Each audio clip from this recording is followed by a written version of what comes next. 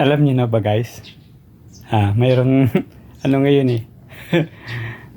Si Auntie Claire, yung tagapagsinungaling ng Malacanang, hinahamon si BP Sara na magdebate.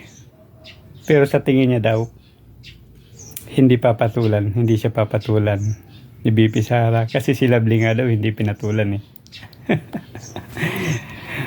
Pero bago yan guys, kung bago ka pa lang at dumaan sa'yo yung video ko na to, paklik naman yung follow button natin dyan. Diba? Lalong lalo na yung mga DDS dyan.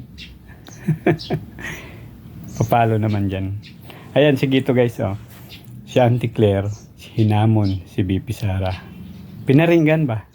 Doon sa kanyang personal vlog na si BP Sara daw hindi pinatulan si Lovely. Si Lovely yung duwende, yung taga Davao Jinsan, yung naghamon din kay BP Sara na magdebate, yung piling kalibil si BP Sara, di ba?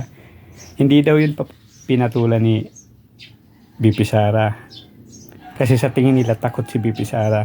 Lalo na daw si Auntie Claire hindi papatulan ni BP Sara. Ito, tingnan nyo guys.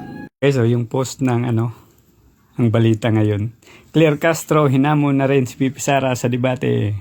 Ayon daw kay Claire Castro, yung tagapagsinungaling ng Malacanang, kay BP Sara mukhang hindi nga lalaban kay Lovely eh. Sa akin pa kaya? Wow, ang yabang no? Feeling matalino. Anytime, basta hamunin niya ako, walang problema.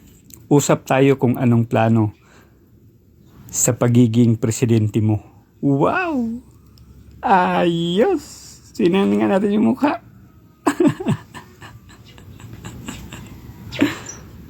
Alam nyo kasi, kahit anong gawin nyo, hindi kayo papansinin ni Inday Sara. Kasi si Inday Sara, vice presidente yan eh. Isa pa, hindi yan pumapatol sa mga taong nahanginan ang utak. Katulad ng dalawang yan na naghahamon. Nahanginan lang yung utak niyan eh. Pero tingnan ninyo kapag mga nagsasalita yung mga yan. Lalo na yung isa, si Auntie Claire, yung tagapagsinungaling ng Malacanang. Puro lang basura yung lumalabas sa bibig eh. Diba? Piling matalino. Pero kawawa nga eh pag nagsasalita eh. Pag tinanong ng media, ng reporter, ang layo ng sagot. Pero abugaga yan. Iba na talaga yung panahon ngayon. Grabe no? Sayang yung utak na hanginan.